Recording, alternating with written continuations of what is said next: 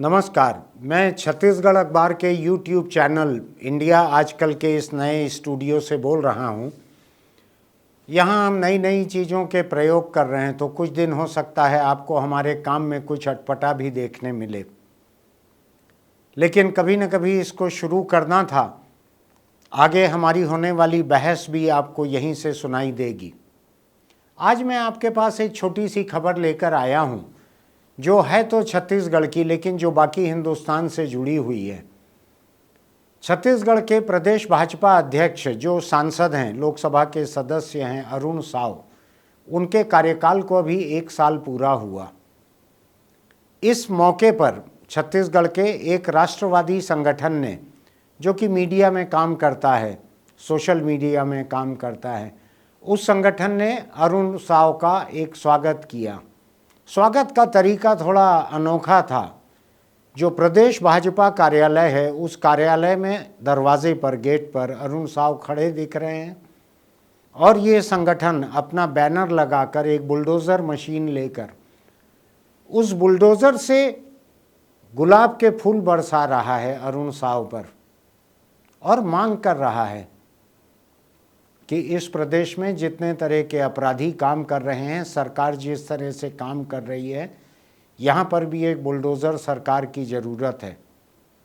यहाँ पर भी सरकार ऐसी बने जो अपराधियों पर, उनको हिफाजत देने वाले राजनेताओं पर, इन पर बुलडोज़र चलाए।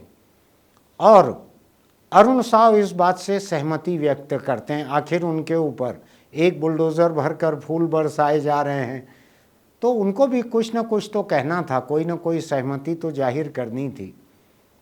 तो अरुण साव ने भी सहमति जाहिर की। उन्होंने कहा कि हाँ, प्रदेश का माहौल जैसा हो गया है, जितने तरह के गिरोह यहाँ काम कर रहे हैं, जैसा लव जिहाद यहाँ पर चल रहा है और अपराध जिस तरह के यहाँ हो रहे हैं, उसमें एक बुलडोज़र राज की ज़रूरत है, ये उन्होंने कहा।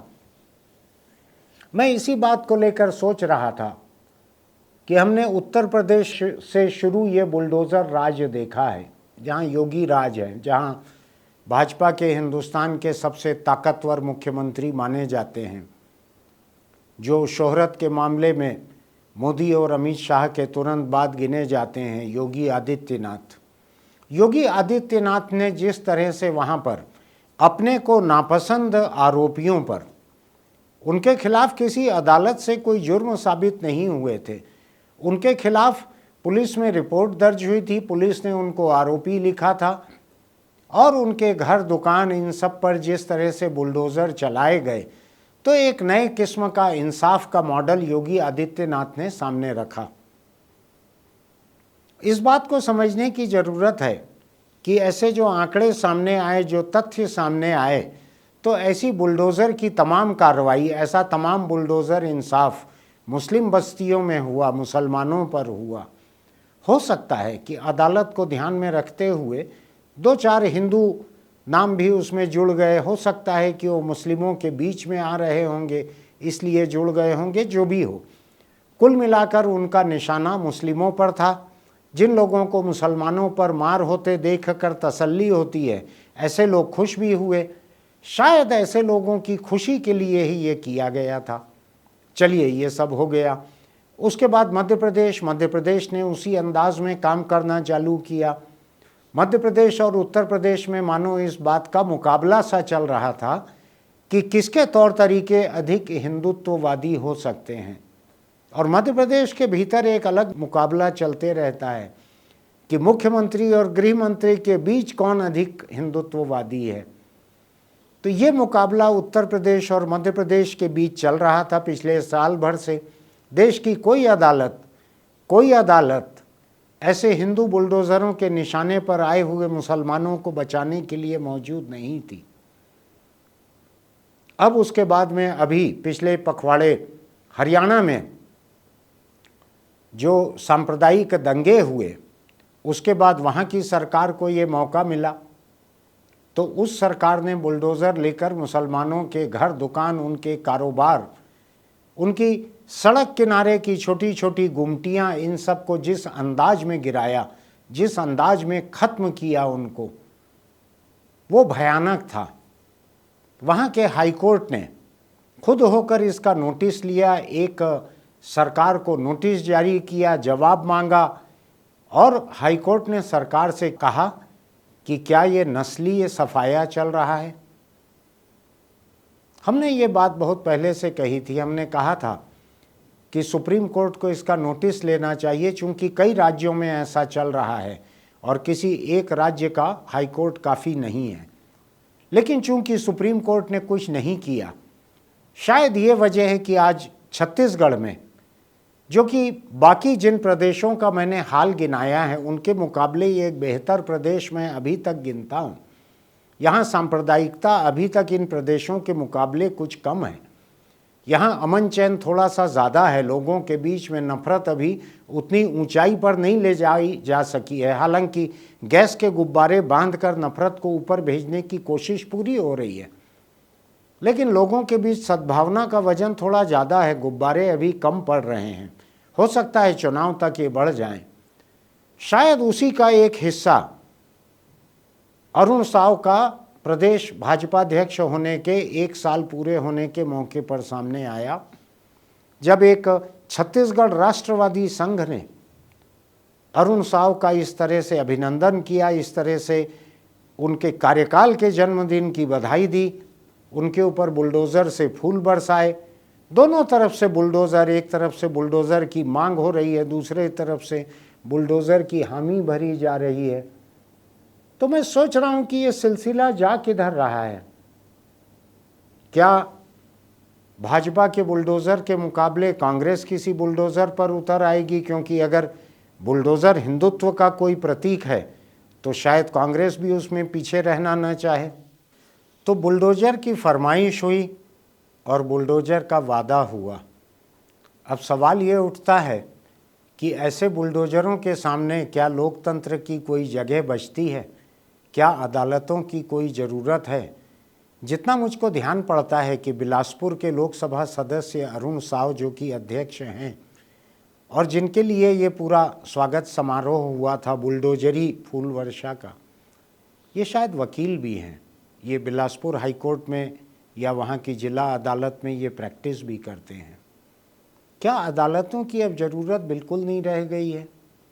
क्या लव जिहाद के मामलों में, दूसरी गुंडागर्दी के मामले में, सत्ता की मेहरबानी के दूसरे जुर्म और जिसको कि भाजपा माफिया कह रही है, उस माफिया से निपटने के लिए क्या अब केवल बुलडोज़र की ज़रूरत है?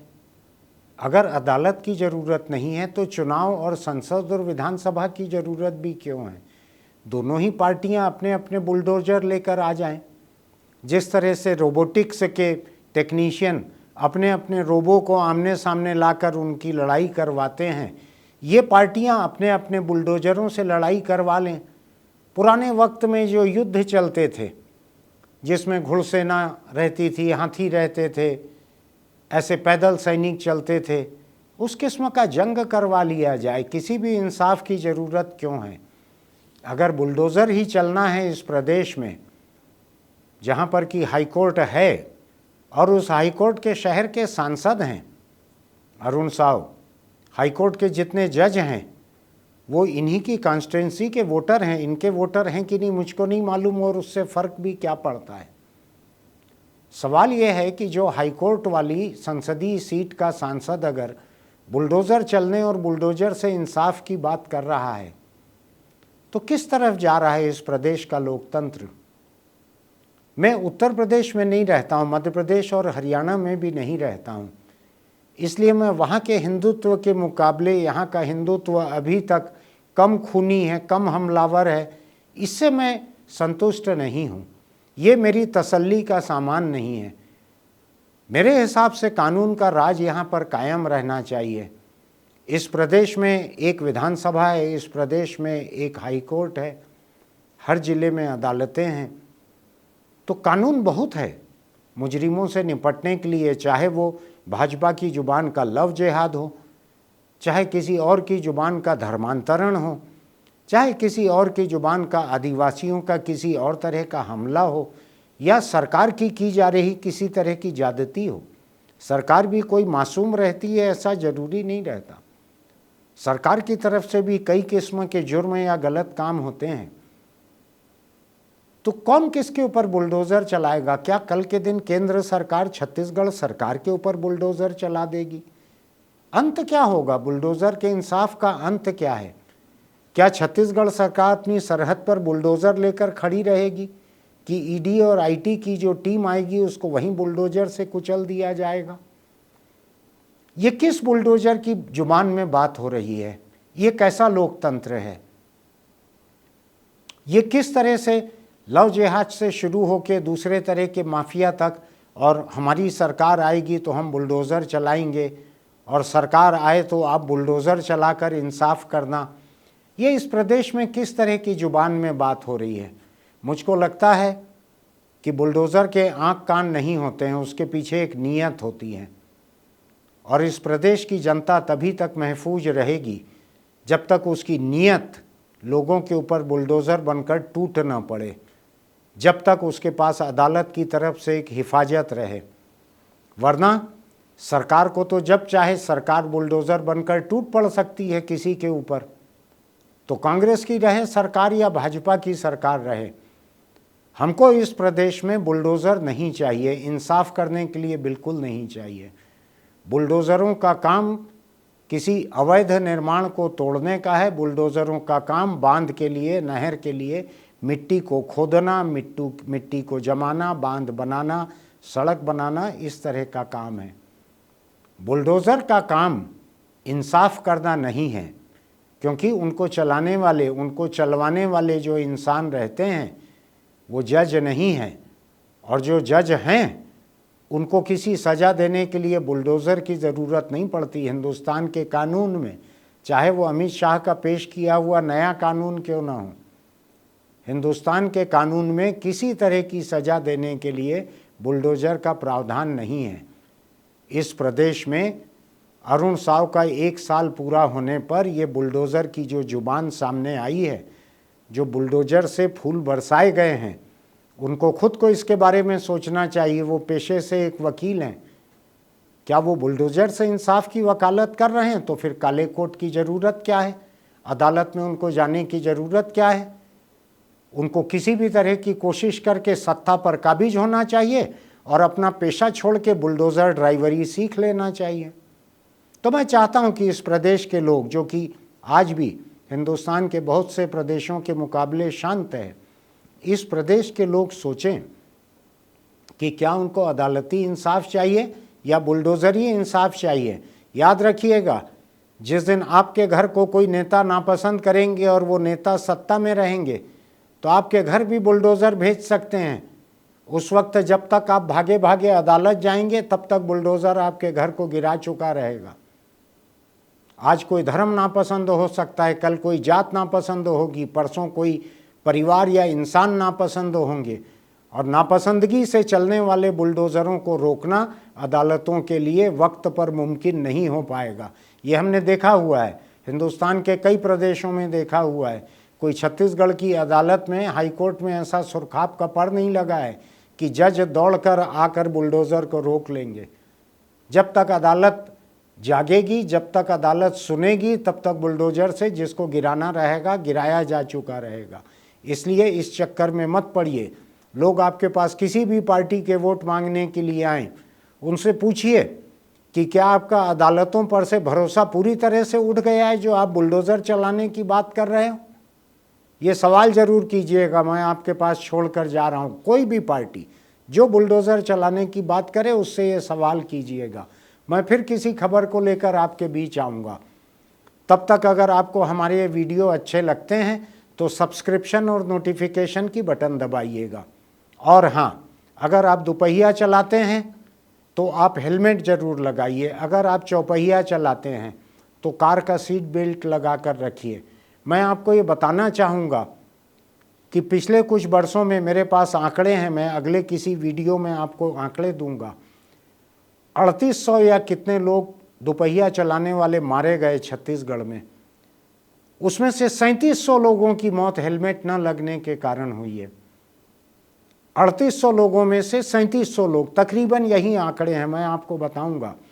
अगर हेलमेट उन्होंने लगाया रहता तो इनमें से अधिकतर लोगों की जान बच सकती थी। मुझको आपकी फ़िक्र है, इसलिए मैं इस बात को कह रहा हूँ। फिर मिलेंगे।